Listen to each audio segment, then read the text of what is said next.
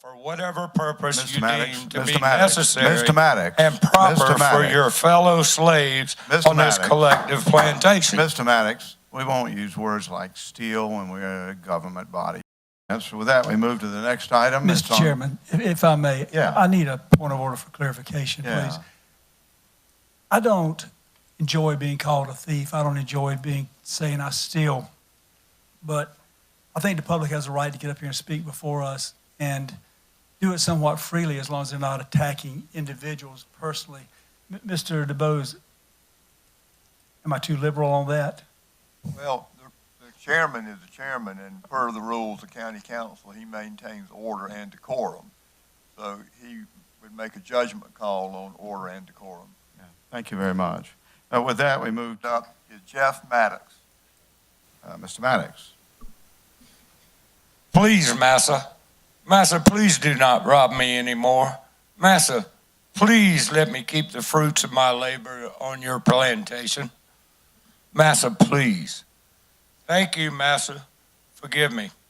Thank you, council, for allowing us servants 5 minutes to beg and plead, even as we know that our pleas fall on deaf ears.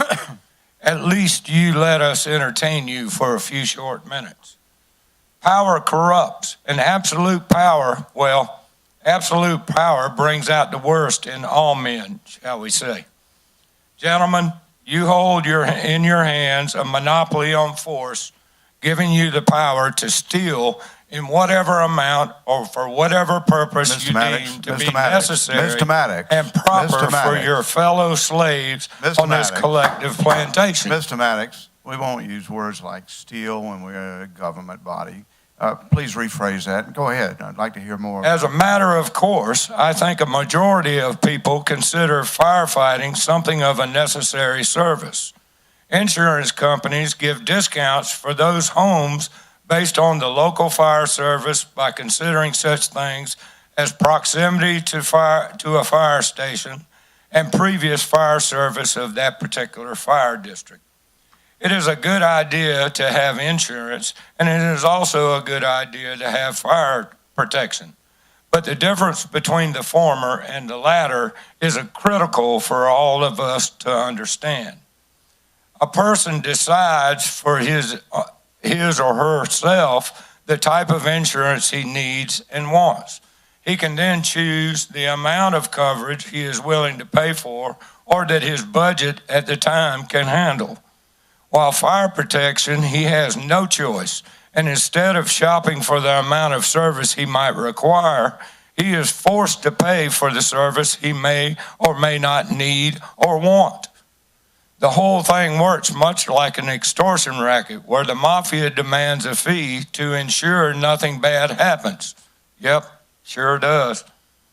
Most people today consider a mobile phone a necessity, probably more than fire service. But unlike fire protection, people have a choice of carriers, phones, and plans to fit their needs. In the market of fire protection, there is one choice and one choice only: Gubment. Yep, sure is. In fire protection, there is no competitive pricing because there is a monopoly in the market. Not only is there a monopoly, but it is a monopoly armed with a gun and able to set prices at will. Sure is. The claim is that only government can provide fire protection, and so government must force the people to pay for something only government can provide. Is this not the same claim made by this council with economic development? Without government, there would be no economic development and no fire protection. Right, gentlemen? Sure is. Of course, fire protection is so important, council must not let the people decide if they need more protection. Oh, no.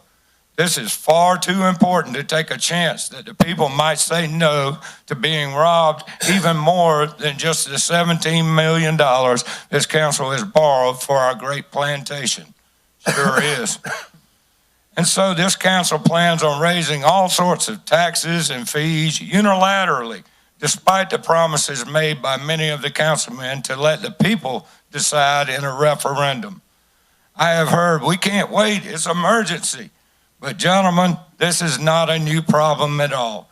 You know it, I know it, yep, sure do. What is clear with this agenda is this council does not trust the people. And so you will just tax us instead of, no matter how our protests are to the contrary. Why? Because power corrupts, and the absolute power to tax and spend has gone to your heads. Yep, sure has. So now the master has become the servant, and the master is now forced to come before our overlords, begging the servant to leave him alone. Will any one of you stand up for us, or will you all vote against the people because you have the power over us all? Thank you. Thank you, Mr. Mattox. Mr. DeBose. That concludes the sign-up list. And that concludes the public comments. With that, we move to the next item. It's Mr. on- Chairman, if I may, Yeah. I need a point of order for clarification, Yeah. please. I don't enjoy being called a thief. I don't enjoy saying I steal. But I think the public has a right to get up here and speak before us and do it somewhat freely as long as they're not attacking individuals personally. Mr. DeBose, am I too liberal on that? Well, the chairman is the chairman, and per the rules of county council, he maintains order and decorum.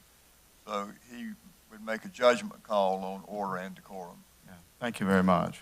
With that, we move to the adoption of the agenda, and it's on the board. Can we have a motion to approve the agenda?